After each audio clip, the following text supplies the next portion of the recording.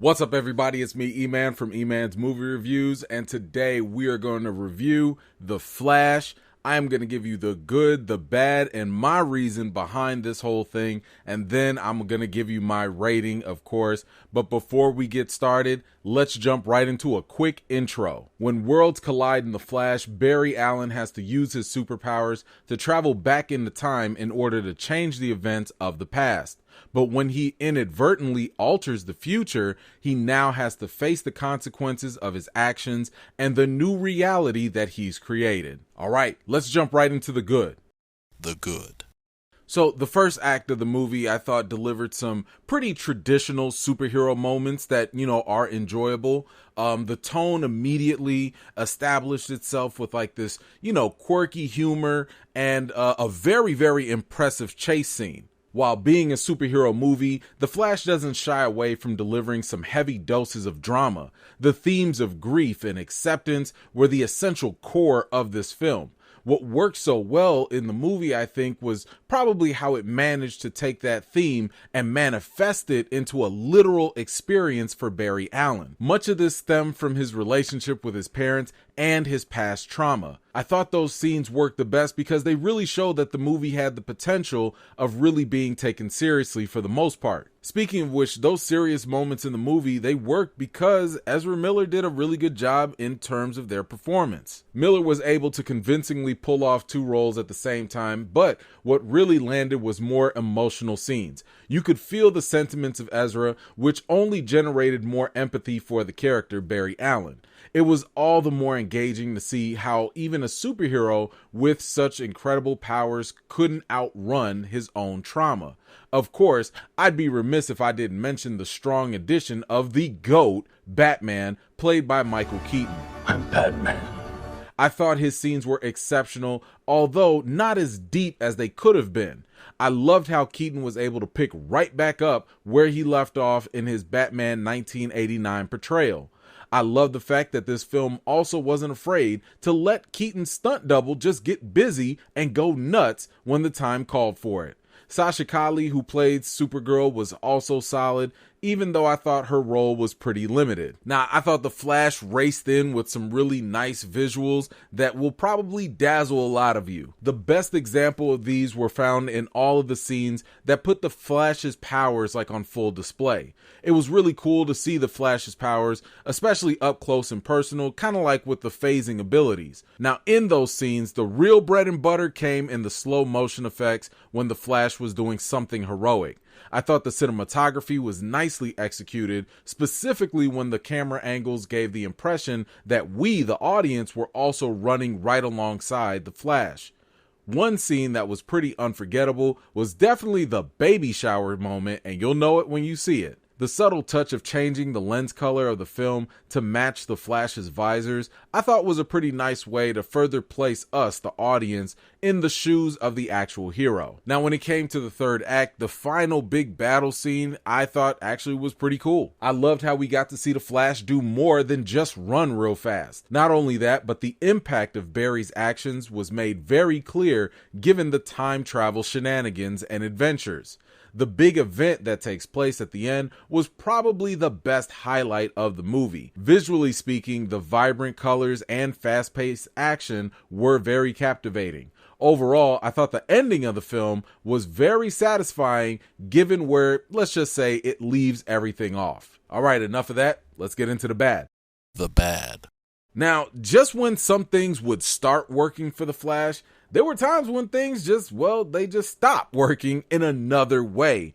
And in this case, I think it was pretty much the comedy that sometimes it landed and sometimes it didn't. I thought the levity in the film did maintain a positive and fun tone. However, there were moments where it compromised the actual story. For example, the second act of the movie, the whole middle, is burdened with unnecessarily long scenes of characters making mistakes, causing chaos, talking way too much during the roommate scene, and some Back to the Future jokes that were sprinkled all over. I mean, yes, you're gonna get some chuckles, you're gonna laugh at a couple of these things, but when you think about how they affect the story, you can kind of realize that, like, you know what, a lot of that fat could have been trimmed off of the 2 hours and 24-minute runtime. I also thought that there were one too many inside movie jokes. What I mean by that is some of the jokes felt like they were made for people that are really, really passionate about movies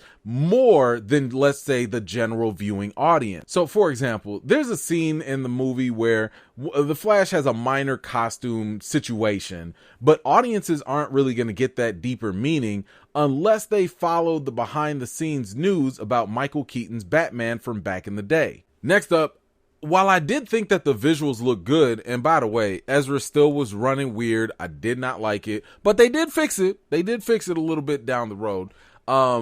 You know, the visuals, they worked, and then sometimes, they just got bad. I mean, some of these effects were looking very odd and cringy, and at sometimes they really just looked unfinished. There were times I was getting some Scorpion King vibes.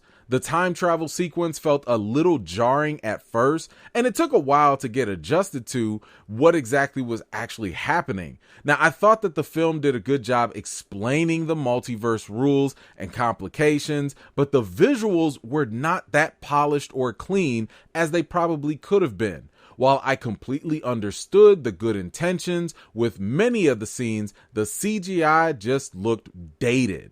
Now, when it comes to the story, there were a couple things that just did not work. And I hate to say this, but, you know, Keaton's Batman was absolutely a victim because he was only used as a plot device.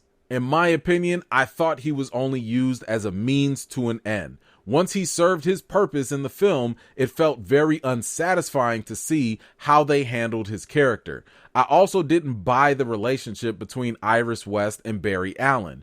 Any potential romance between the two characters felt more forced and awkward than authentic. The film didn't really show why someone like Iris would fall for someone as socially awkward as Barry. I know the saying goes that opposites attract and all that, but this was really kind of a stretch.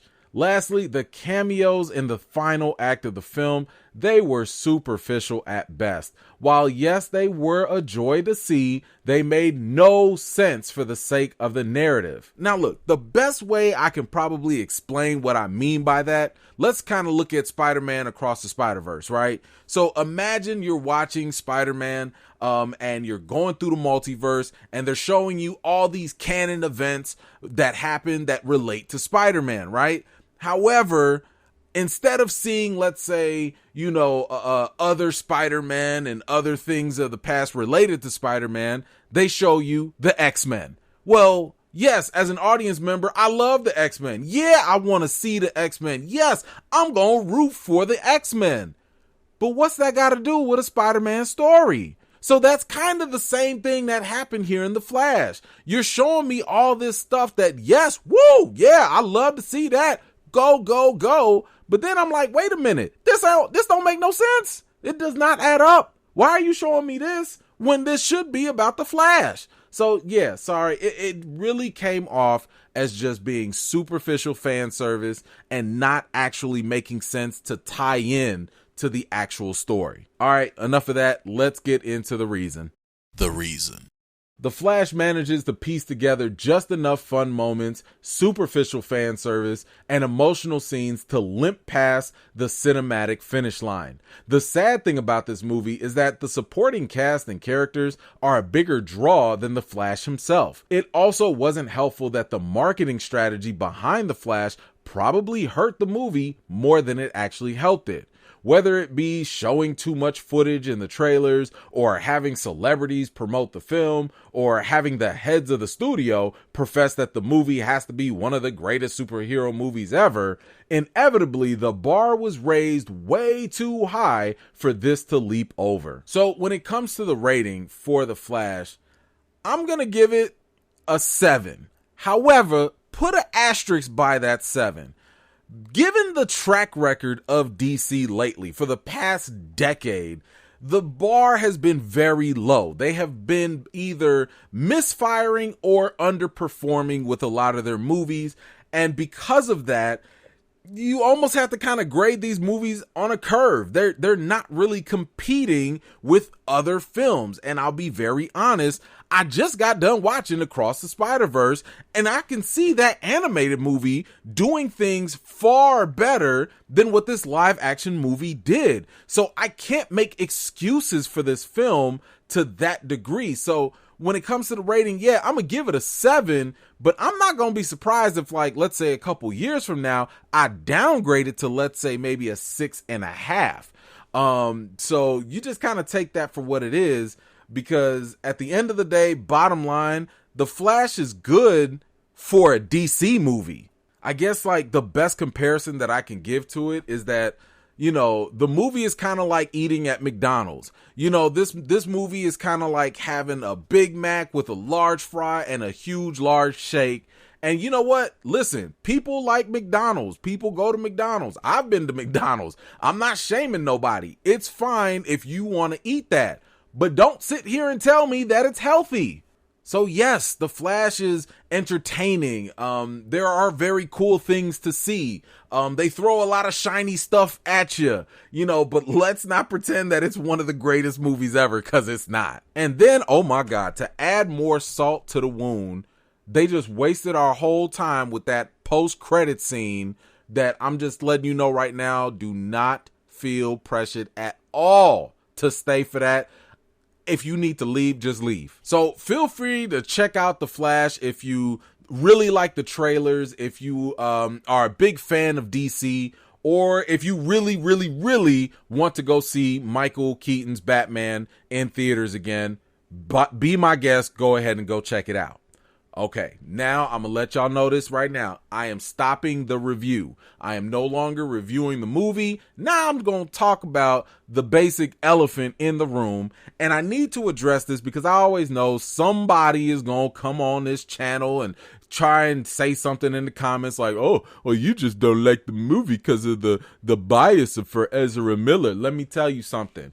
I've been reviewing movies for a long time, and I understand how to separate the art from the artist. I understand how to grade the movie for what it does on its own merit, and whatever happens off camera, off scene, whatever, that doesn't have to impact how I judge the movie. So let's make that very clear. Let me also say that in no way, shape, or form should anything that I say that's positive about this movie be considered or misconstrued as me condoning the actions of Ezra Miller in any way, shape, or form. I have a lot of videos of Ezra Miller and criticizing not only their actions, but also the people that just so happen to defend Ezra for whatever reason, because I don't find Ezra's behavior to be a positive reflection of the superhero that they portray. So let me also address that if you personally feel very uncomfortable with Ezra Miller's actions, and let's just say you don't feel like supporting this movie in any way, that's okay. Trust me, that's okay. You're not missing out on anything crazy whatsoever. So if you want to stay home, you don't want to deal with Ezra, listen, it's fine. Okay, this is not going to be some game changer of a film that if you miss it, it's going to be a problem. You can watch the highlights later. You know what I'm saying? If you want to see Michael Keaton or whatever, I'm sure the highlights will come up soon enough and you can watch those a lot later. So don't feel pressured is all I'm saying. And by the way, if you do want to see a really, really good Flash movie, let me help you out. All you got to do is watch the animated DC Flash Paradox movie. That film is everything. I will put a link in the description just for you to go check that out if, like I said, you don't feel like watching this movie. So do you plan on watching The Flash? If and when you do, come on back to this video and let me know what you thought about it. I want to thank you all for taking the time to watch my video. I really appreciate it. If you're new here and you like what you see, don't forget to like this video, subscribe, and don't forget to hit that bell so you don't miss out the next time I drop a video. I've got more videos and reviews to do for you all, and until next time, I'll see you all later.